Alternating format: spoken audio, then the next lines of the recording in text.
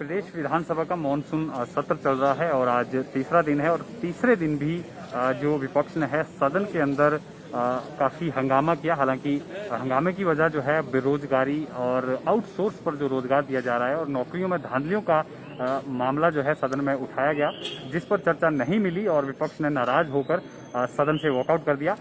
हमारे साथ इस वक्त कांग्रेस विधायक राजेंद्र राणा जी हैं, इनसे बातचीत कर लेते हैं। सर, सत्र चल रहा है, आज तीसरे दिन भी वॉकआउट करना पड़ा है आपको। चर्चा मांग रहे थे आप, सरकार ने चर्चा नहीं दी है, क्या वजह लग रही है, सरकार चर्चा से क्यों भाग रही है? देखिए, 67 नियम के तहत जो है सरकार को समय रहते नोटिस दिया था कि पिछले दरवाजे से जो चोर दरवाजे से जो नौकरियों की भर्ती की जा रही है उस पर चर्चा हो। हिमाचल प्रदेश में कानून कायदों को ताक पर रखकर public service commission, subordinate selection commission को दरकिनार करके डायरेक्ट जो है अपने चहेतों की पिछले दरवाजे से जो भर्तियां की जा रही हैं, आउटसोर्स पे लोगों को रखा जा रहा है, इन सब मामलों को लेकर जो है विधानसभा में हमने चर्चा मांगी और अध्यक्ष महोदय जो हैं हमारे विधानसभा के, उन्होंने चर्चा अलाउ नहीं करी। सरकार चर्चा से भाग रही है, इसलिए हमने अपना विरोध भी दर्ज कराया। आज हिमाचल प्रदेश के कोने कोने से लोग जो हैं, जो लोग पढ़े लिखे हैं, जिन पेरेंट्स ने अपने बच्चों को लोन लेके अपना पेट काट करके जो पढ़ाई करवाई, वो चाहते थे कि उनके बच्चों को नौकरियां मिलें, सरकार से उम्मीद थी। इन सब के हकों पे कुठाराघात करके सरकार ने जो है पिछले दरवाजे से लगातार अपने चहेतों की भर्तियां जो की जा रही हैं, उस मसले को विधानसभा में उठाया और जब अलाउ नहीं किया तो हमने वॉकआउट किया। और हमने पूछा कि आखिर क्या वजह है कि आप कानून कायदों को ताक पर रखकर आप भर्तियां कर रहे हैं। हजारों लोग जो हैं 2 चुनाव क्षेत्रों में ही सबसे ज़्यादा जो है भर्तियां हुई हैं और जो लोग मेरिटोरियस हैं, जो एग्ज़ाम देके मेरिट में आते हैं, उन लोगों को नौकरियां मिलनी चाहिए। हम उसके पक्षधर हैं। और कोरोना काल में हज़ारों की तादाद में हिमाचल प्रदेश का नौजवान जो प्राइवेट सेक्टर में था वो नौकरियों से वंचित हो गया, नौकरियों से निकाल दिया। उसने लोन ले रखे थे, किसी ने गाड़ियों के लिए लोन ले रखा था, किसी ने हाउस के लिए लोन रखा था, वो सारे के सारे आज परेशान हैं। और जो बच्चे मेरिटोरियस हैं, पढ़ने में अव्वल हैं, जो कंपटीशन में आगे नौकरी पाना चाहते हैं, उनके हक मारे गए। आज हिमाचल प्रदेश के लगभग 4,500 से ज़्यादा परिवार आज सड़कों पे हैं, धरना प्रदर्शन कर रहे हैं। जो करुणामूल के आधार पर जिनका हक बनता था, उनके परिवारों को नौकरी मिलनी चाहिए थी, वो आज संघर्ष कर रहे हैं, उनको नौकरियां नहीं मिल रही हैं। आज आप देखिए कि हिमाचल प्रदेश में बेरोजगारी को लेकर जो है आंकड़ा लगातार बढ़ता जा रहा है और सरकार जो है जो अपने चहेतों को पिछले दरवाजे से नौकरियों को देने का प्रयास कर रही है। और देखिए कि सरकार बोलती है कि मिनिमम वेजेस जो है वो मिलने चाहिए, तो मिनिमम वेजेस आउटसोर्स पे रख के कहाँ दिए जा रहे हैं, किसी को 3,000, किसी को 4,000, किसी को 5,000। तो ये लोगों का यहाँ भी शोषण किया जा रहा है। इन सारे नौजवानों के मुद्दों को लेकर आज जो है हमने विधानसभा में जो है चर्चा मांगी थी, हुई नहीं और हमने वॉकआउट भी किया और अपना विरोध भी दर्ज करवाया। आउटसोर्स को लेकर मुख्यमंत्री ने कहा है कि कांग्रेस सरकार ने भी आउटसोर्स पे नौकरियां दी और आश्वासन भी दिया था आउटसोर्स कर्मचारियों की नीति बनाई जाएगी। उसी नियमों के तहत, उन्हीं नियमों के तहत जो है ये भी सरकार भी नौकरियां दे रही है, इस तरह का उनका कहना था। और जिस मर्जी जांच एजेंसी से आप जांच करवाने की भी उन्होंने बात कही है, उसमें कुछ सामने नहीं आएगा, सभी नौकरियां जो है वो नियमों के तहत। हमने ये बात भी कही है कि कई बार इमरजेंसी में लोग रखे जाते नहीं है, आउटसोर्स के माध्यम से जो है लोग रखे जाने हैं, इसलिए हम हजारों की तादाद में जो लोग रखे गए उनकी कोई भविष्य जो है वो अंधकारमय है, उनके लिए कोई नीति नहीं है, सरकार ने कोई पॉलिसी नहीं बनाई है, इसलिए हम लोगों ने इस बात का विरोध किया है। जिस तरह से आप कह रहे हैं कि लाखों लोग बेरोजगार हैं, डिग्री धारक बेरोजगार हैं, फर्जी डिग्री का भी मामला जो है सामने आया है, हालांकि उसमें भी जांच चल रही है। क्या मानते हैं आप, कितना बड़ा स्कैम ये है और कौन लोग इसके पीछे हैं? देखिए, पिछले विधानसभा में जो सत्र लगा था उसमें भी मैंने ये मसला मैंने उठाया था कि हिमाचल प्रदेश में बड़ी हैरानी की बात है कि भारतीय जनता पार्टी की जो सरकार थी 2007 से लेकर 12 तक, उस दौरान जो यूनिवर्सिटीज खोलने का जो होड़ लगी हुई थी, एक पंचायत में 3 यूनिवर्सिटियां, एक पंचायत में एक सीनियर सेकेंडरी स्कूल हो सकता है, एक प्राइमरी स्कूल हो सकता है, कोई हाई स्कूल हो सकता है, एक पंचायत में 3 यूनिवर्सिटियां इन्होंने खोल दी।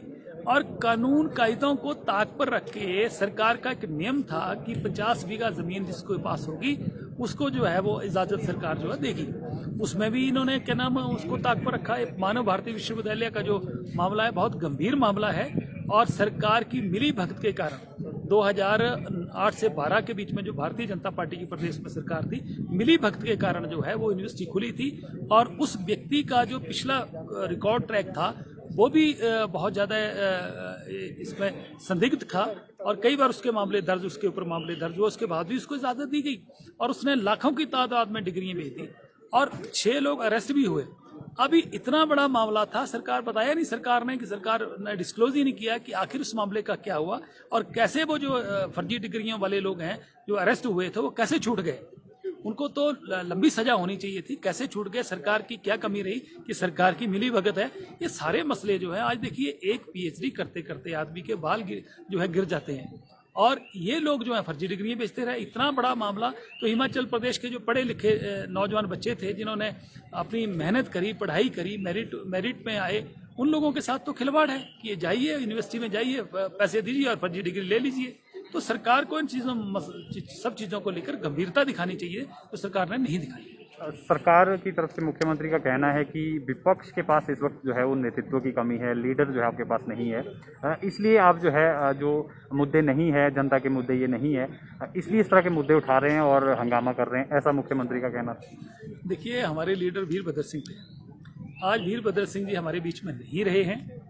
अब मुख्यमंत्री जी को इतनी चिंता क्यों कर रहे हैं? मुख्यमंत्री को चिंता अपनी पार्टी की करनी चाहिए, क्योंकि भारतीय जनता पार्टी का जब आज प्रदेश में हाल होने वाला है और सरकार की जो कारगुजारी है, सरकार की परफॉर्मेंस जीरो है और सरकार की ब्यूरोक्रेसी जो है बिल्कुल बेलगाम है, उस पर उनका ध्यान होना चाहिए। कांग्रेस पार्टी की लीडरशिप को लेकर कांग्रेस पार्टी खुद चिंता कर रही है और खुद चिंता करेगी। समय आने पर लीडरशिप भी नजर आएगी और लीडर भी नजर आएंगे। उसकी चिंता भारतीय जनता पार्टी के नेताओं को नहीं करना चाहिए। कांग्रेस का मामला है, कांग्रेस की चिंता करेगी और समय आने पर ये सब जो है सामने आएगा। उपचुनाव भी है, क्या लग रहा है उपचुनाव से किस तरह के मुद्दे रहने वाले हैं? सरकार को किस तरह से कांग्रेस घेरने वाली है, क्योंकि महंगाई भी चरम पर है, दूसरे मुद्दे हैं, क्या आपके इश्यूज रहने वाले हैं? देखिए हिमाचल प्रदेश में 4 उपचुनाव होने जा रहे हैं और हिमाचल प्रदेश की जनता जो है वो आज निराशा के दौर से गुजर रही है। विकास शून्य हो गए हैं, कर्मचारियों को मिलने वाले लाभ उनको नहीं मिल रहे हैं, कर्मचारी इनसे तंग हैं, नौजवान इनसे तंग हैं, बेरोजगार इनसे तंग हैं, गृहिणियां इनसे तंग हैं। कौन सा ऐसा सेक्शन है जो इस सरकार से खुश है? पेंशनर्स जो हैं उनको पेंशन नहीं मिल रही है। तो ये जो उपचुनाव होने वाले हैं इसमें महंगाई बहुत महत्वपूर्ण इशू है। अब देखिए कि सिलेंडर जो है वो 400 रुपये में मिलता था, आज 1000 रुपये में मिल रहा है। जो तेल डीजल जो है वो 50 रुपये में मिलता, वो 90 रुपये में मिल रहा है। जो पेट्रोल 60 रुपये में मिलता था वो आज 100 रुपये में मिल रहा है। इसलिए खाने पीने के जितनी चीज़ें हैं वो सारे के सारे दाम बढ़ गए। सबसे बड़ी खतरे वाली जो चीज़ मुझे नज़र आ रही है कि जो व्यक्ति की आमदन थी वो कम हो रही है और खर्चे बढ़ रहे हैं। ये जो फासला है आने वाले समय के लिए ये बहुत ज़्यादा घातक सिद्ध होने वाला है और लोगों की नौकरियां चली गई हैं। सरकार उस पर कोई सोच नहीं रही है, अपने चहेतों को पिछले दरवाजे से एडजस्ट कर रही है। तो बहुत ज़्यादा रिजेंटमेंट हिमाचल प्रदेश के लोगों में है और जो सरकार ने घोषणा भी करी है वो इम्प्लीमेंट नहीं हुई है। जो फाउंडेशन स्टोन किए थे वो वहाँ के वहीं रह गए हैं। इसलिए लोगों में जो रिजेंटमेंट है ये उपचुनाव में आपको देखने को मिलेगी और उपचुनाव में भारतीय जनता पार्टी का हिमाचल प्रदेश में सफाया होने वाला है। मंडी से जो सिटिंग सांसद थे रामस्वरूप शर्मा, कल भी आप लोगों ने मुद्दा उठाया था, क्या लग रहा है सरकार उसमें सीबीआई जांच से पीछे क्यों हट रही है, क्यों पहल नहीं कर रही है? दिल्ली में केंद्र सरकार को क्यों जांच देने के लिए जो है सरकार छुपा रही है? क्या कुछ इसके पीछे आपको वजह लग रही है? देखिए ऐसा है कि हमने तो मुद्दा इसलिए उठाया है कि सदन में प्रदेश के माननीय मुख्यमंत्री जी ने वक्तव्य दिया था। जब हमने मांग करी थी कि इसकी जांच होनी चाहिए तो उन्होंने कहा कि परिवार के लोग अगर डिमांड करेंगे तो निश्चित तौर पर हम इसकी जो है जांच करवाएंगे। हालांकि सरकार की तरफ से जवाब है कि मामला जो है दिल्ली में दर्ज हुआ है, परंतु सांसद हिमाचल प्रदेश के थे। हिमाचल प्रदेश के लोगों का कंसर्न है, 18 लाख लोगों ने उनको चुना था और हमारा चुनाव प्रतिनिधि अगर उनकी संदिग्ध मौत हुई है, उनके परिवार वालों ने अब डिमांड कर दी है कि इसकी जो है जाँच होनी चाहिए। तो विपक्ष ने तो मांग करी है कि ये सांसद हिमाचल प्रदेश के थे, हम पार्टी की बात नहीं करें, वो बेशक भारतीय जनता पार्टी के थे, परंतु अगर आज उनका परिवार मांग कर रहा है कि उसकी जांच होनी चाहिए और मुख्यमंत्री जी ने श्योर किया था कि परिवार जो है वो मांग करेगा तो हम उसकी जांच करवाएंगे, तो हमने मांग करी है कि उसकी सीबीआई से जांच कराई जाए। क्या कारण रहे कि 4 महीने के बाद भी फॉरेंसिक लैब की जो है वो रिपोर्ट नहीं आई, उनकी कॉल डिटेल की रिपोर्ट नहीं आई। ये सारे मसले हैं, इनको लेकर जो है मामला उठाया गया है और हमें उम्मीद है कि सरकार जो है इसको मामले को लेकर सीबीआई को दे क्या उपचुनाव जो मंडी का होने वाला है उसमें भी कांग्रेस इस मुद्दे को निश्चित तौर पर ये मुद्दा बनेगा कि आखिर क्या वजह रही कि सरकार जो है इस मामले को दबाती रही और सरकार ने इसको गंभीरता से नहीं लिया।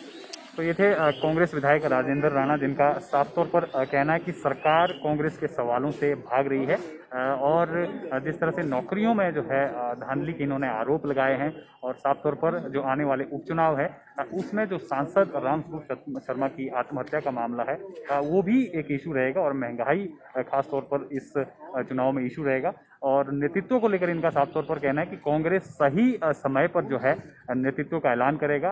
भाजपा सरकार जो है इसकी चिंता ना करे, सरकार जो है प्रदेश के विकास कार्यों की चिंता करे, उस ओर ध्यान दे।